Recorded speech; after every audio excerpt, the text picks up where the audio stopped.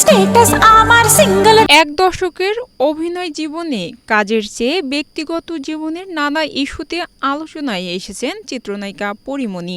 একের অধিক বিয়ে, একাধিক প্রেম, পরকীয়া সহ নানা বিষয় নিয়ে সবসময় আলোচনায় থাকেন তিনি।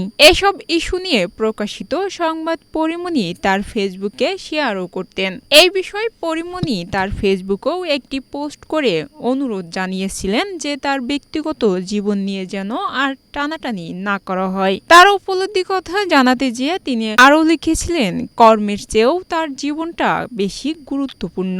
এসব নিয়ে যখন আলোচনা চলছিল ঠিক তখনই ফেসবুকে একটি পোস্ট দিয়েছেন পরীমনি।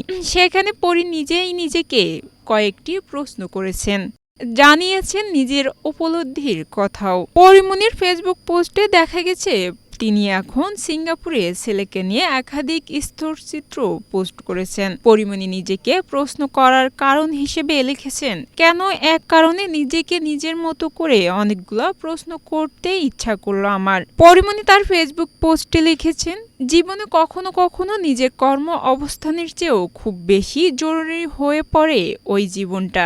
প্রত্যেকটা জীবনের অধিকার আছে সুন্দর করে বেঁচে থাকা। আমার কাজের বাইরে আমার ব্যক্তিগত জীবন নিয়ে আর টানাটানি করবেন না।